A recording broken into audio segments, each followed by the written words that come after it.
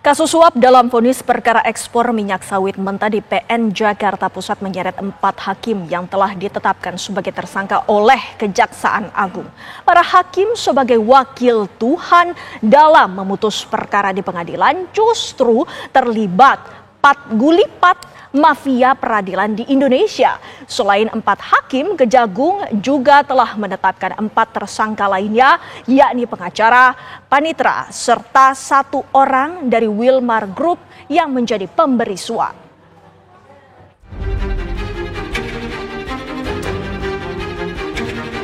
Kejaksaan Agung telah menetapkan 8 orang tersangka dalam kasus suap Hakim Pengadilan Negeri Jakarta Pusat. 4 diantaranya merupakan hakim, para wakil Tuhan yang memutus perkara di pengadilan. Ketiga hakim adalah yang menangani kasus perkara ekspor minyak sawit mentah atau CPO di PN Jakarta Pusat. Ketiganya ditunjuk oleh Wakil Ketua PN Jakarta Pusat kala itu Muhammad Arif Nuryanta yang telah ditetapkan sebagai tersangka terlebih dahulu. Selain 4 para wakil Tuhan, Kejaksaan Agung juga menetapkan 2 pengacara, 1 panitera serta 1 orang dari Wilmar Group sebagai tersangka. 4 gulipat kasus suap dalam vonis lepas korupsi crude palm oil CPO membuka kembali tabir mafia peradilan di Indonesia. Hakim terjerat suap bukanlah hal yang baru di tanah air. Keterlibatan lingkaran dalam di pengadilan menjadikan gurita mafia hukum tak kunjung tuntas. Kesepakatan jahat 60 miliar rupiah dalam kasus suap vonis perkara ekspor minyak sawit mentah atau CPO di PN Jakarta Pusat pun menjadi bukti bahwa mafia peradilan masih juga merajalela. Kejagung juga telah menggeledah sejumlah lokasi dan menyita sejumlah barang bukti berupa kendaraan mewah dan uang tunai pecahan dolar dari 6 tersangka dan saat ini masih dihitung jumlah nilai keseluruhannya. Ada 17 orang yang telah diperiksa Kejagung untuk mengurai kasus suap vonis lepas korupsi CPO. Kejagung juga masih mengusut dari mana asal dana 60 miliar tersebut. Lantas dapatkah mafia peradilan diberantas untuk mengembalikan kepercayaan publik terhadap hukum di Indonesia? Tim TV One mengabarkan. Profesi hakim kembali menjadi sorotan usai ramai kasus suap 60 miliar rupiah dalam vonis lepas CPO di Pengadilan Negeri Jakarta Pusat. Penangkapan 4 hakim mempertegas bahwa mafia peradilan masih ada di Indonesia. Dan untuk membahasnya pemirsa, kita sudah bersama narasumber Bapak Saud Situmorang selaku mantan Wakil Ketua KPK yang saat ini sudah berada di studio. Selamat petang. Pak Saud, terima kasih banyak waktunya bersama kami. Terima kasih. Nih, Pak Saud, lagi nih, ibaratnya seperti itu, bahwa kasus dari korupsi ini terjadi di lembaga peradilan. Yep. Ini seolah-olah ada mafia peradilan hukum yang bisa menyusup kembali. Bagaimana tanggapannya? Ya, kalau lihat dari prosesnya kan, kalau kita lihat materialnya aja gitu ya, udah memang sangat, ya kalau saya bilang sih kebangetan ya. Karena kalau kasus CPO ini kan sebenarnya terjadinya itu ketika masih COVID tuh. Sebenarnya kalau kita bicara dalam keadaan tertentu kan bisa kita menghukuman mati sebenarnya kalau dalam keadaan bencana kan, mau gitu COVID benar kejadian itu pas COVID ada persoalan CPO, ekspor CPO dan kemudian berkelanjutan sampai sekarang melibatkan wakil Tuhan. Nah kalau kita bicara wakil Tuhan kan kalau di KPK itu ada 9 nilai, jujur, peduli dan seterusnya. Di para hakimnya di kode etiknya juga mereka ada 10 nilai sebenarnya. Mulai dari adil, itu sifat-sifat ketuhanan tadi kan, wakil Tuhan tentu sifat-sifat adil, jujur, profesional, bertanggung jawab, rendah hati dan seterusnya. Itu kan nggak ada sama sekali, Mbak. Jadi terus gimana dong kalau kita bilang makanya terjadi peristiwa ini, padahal sebelumnya kita tahu mereka gajinya juga disiapkan, walaupun orang masih berdebat lagi 9 komponen yang lain ya. Kan kemarin itu dikasih beras, satu keluarga itu minimal suami istri, satu anak 2 itu 10, keluarga itu udah 40 kilo. Sebenarnya untuk makanannya itu udah beres sebenarnya. Belum kita bicara yang lain, memang diributkan soal keamanan, terus kemudian tunjangan perumahan dan seterusnya. Kalau dibicarakan begitu ya nggak akan selesai. Jadi artinya kembali lagi kita memahami bahwa persoalan mereka yang kemudian komisi judisial juga nggak bisa mengawasi mereka, kita maklum. Dulu saya ingat benar waktu saya di KPK diundang oleh komisi judisial untuk mereka kalau bisa nyadepin para hakim-hakim ini supaya ketahuan bisa mencegah gitu. Tapi kan belum bisa memberi kemenangan itu. Sebenarnya mereka punya instrumen lain ya 10 nilai tadi itu. Jadi semua hakim-hakim yang tidak sesuai dengan 10 kode etik yang dibuat oleh MA itu udah ditindaklanjuti. Itu yang tidak dijalankan dengan baik, kan gampang. Apa adil, apa kemudian profesional kalau dia ketemu orang, ya kan itu nggak profesional dong, nggak boleh dong ketemu potensi tersangka, lawyer dan segala macam di luar dari peradilan dan seterusnya. Celahnya gimana, Pak? Kalau saya bilang sih memang celahnya cukup banyak. Dari 10 hal itu semuanya tidak dipatuhi. Kalau adil nggak?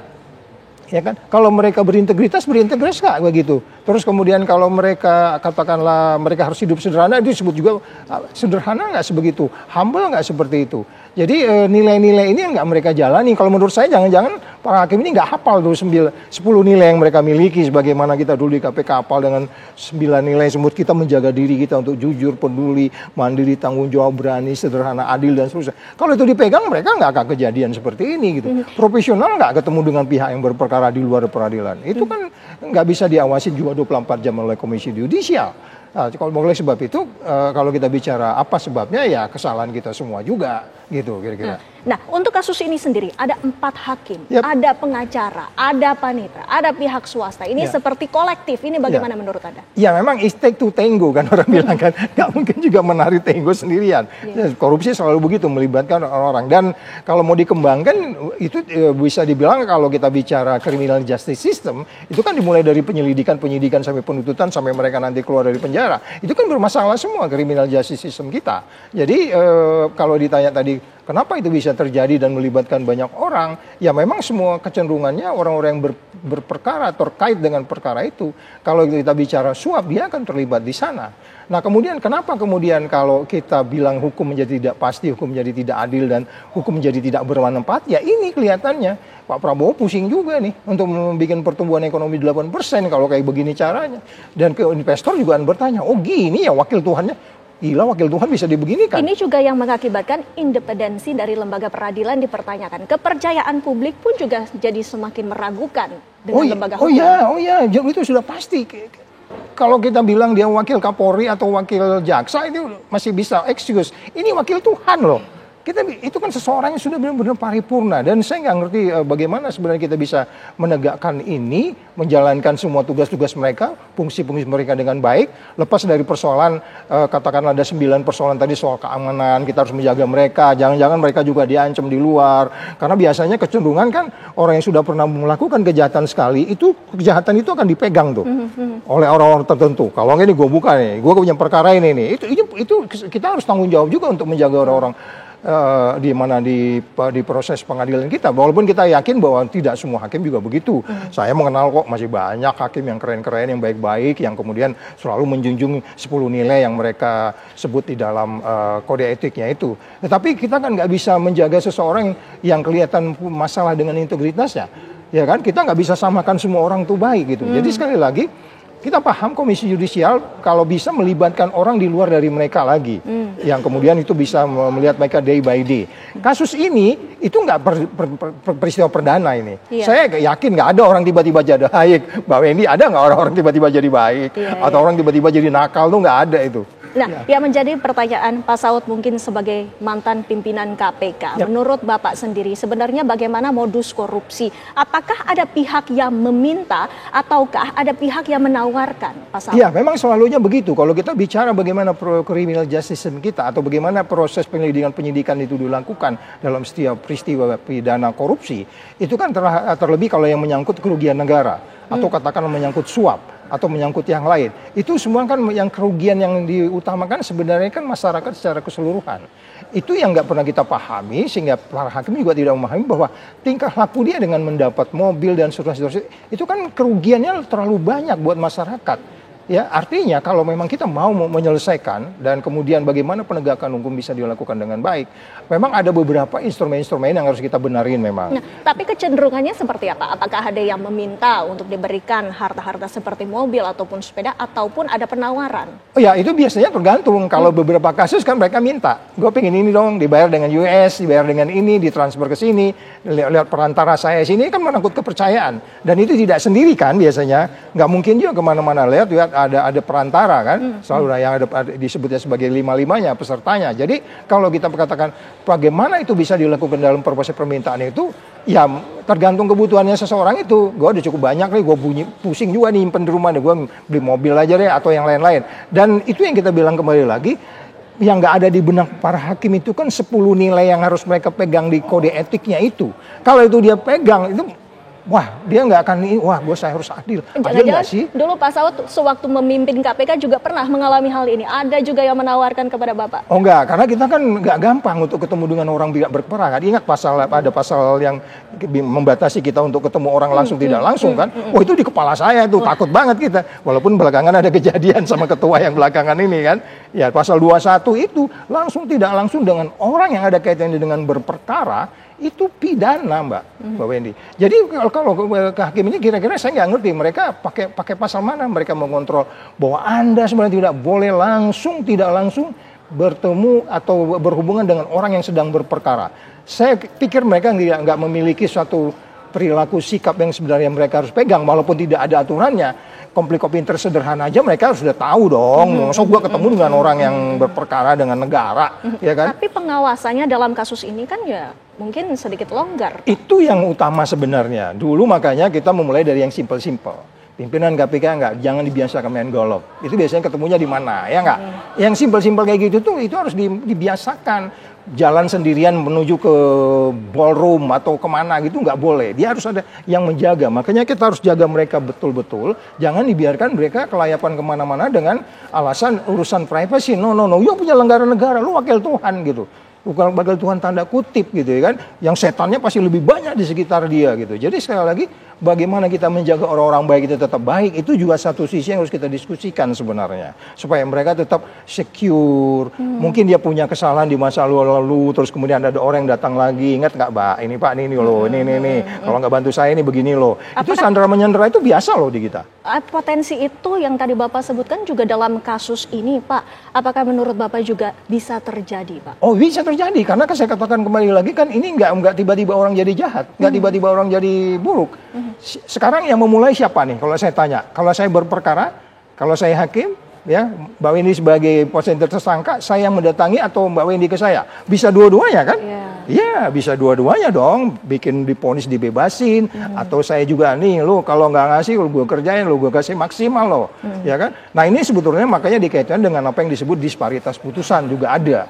Bahwa itu kan termasuk persoalan sisi lain lagi tuh Mbak Wendy, bahwa ada untuk kasus yang sama kadang-kadang lebih kenceng, ini kasusnya udah terbuka malah dibebasin ya gitu kan. Ini persoalan disparitas ini kan persoalan criminal justice system kita juga yang kita tidak menata itu mulai dari yang paling dasar sampai kemudian seseorang keluar dari penjara kan gitu ya. Nah ini kita bisa bayangkan kalau dia ini umpamanya dihukum nanti kemudian bagaimana dia di rumah tahanan atau di rumah pemasyarakatan untuk melakukan hal-hal yang sama. Karena ini sudah terungkap oleh para jaksa, kita beri terima kasih kepada mereka untuk kemudian bisa melakukan penindakan dan kemudian mengembangkannya. Jangan di sini saja. Ini kan banyak nih kaitannya nih. Nah, langkah-langkahnya supaya kedepannya tidak terulang lagi itu seperti apa, Pak? Ya, sekali lagi bahwa kemudian kalau bagaimana kita bisa menjaga para wakil Tuhan ini untuk kemudian stay. Kalau memang perlu kita tambah nilai satu lagi dari 10 yang sudah ada di dalam kode etik yang mereka itu, umpamanya satu lagi apa di situ? Ya silakan mau kata apa? Karena di situ udah ada kata profesional, kata adil, kata jujur, kata apalagi itu rendah hati segala macam. Itu kan terus apalagi yang belum, kalau saya bilang tinggal jeblos-jeblosin mereka ke penjara aja Mbak. Itu udah diatur semua. Apakah aturan itu juga perlu dirubah ataupun dirombak? Saya merasa bahwa kalau kita bicara korupsi karena greedy, korupsi karena kesempatan, korupsi karena lingkungan, karena peraturan, karena sistem, itu kan harus diselesaikan sama-sama. Sekarang karena kebutuhan sudah dikasih tunjangan tahun 2024, 2 hari menjelang Joko Widodo lengser tuh dibuat peraturannya, ya kan? Yang kemudian mereka berterima kasih walaupun mereka masih sibuk lagi. 9 yang lain belum Pak, keamanannya gimana supaya kami benar-benar bisa adil, kami perlu dijaga. Ya enggak apa-apa, tentukan aja. Setiap orang kemana hakim pergi dijaga oleh 2 orang. Sehingga dia berani membuat putusan sesuai dengan keadilan yang dituntut kan gitu, bisa juga. Dua orang. Nah, nanti persoalan lagi apakah ada personelnya ya Pak? Nah, itu saya bilang kalau kita mau bicara keadilan kemudian ke persoalan yang indeks persepsi korupsi kita sangat 3-4, kalau kita mau memang jangan setengah-setengah berantas korupsi. Zero toleran juga harus kita lakukan. Maksimum security menjaga mereka juga harus kita lakukan. Tapi menghukum mereka secara maksimal juga harus. Ini nggak boleh, ini harus ada pemberatannya nih. Iya. Hukuman itu kita harapkan supaya bisa menjadi efek jerah tidak hanya kepada orang yang berperkara tapi kepada pihak-pihak lainnya. Terima kasih Pak Saud. Waktunya bersama kami di Kabar Petang. Terima kasih. Sehat selalu Pak. Ya, sama-sama.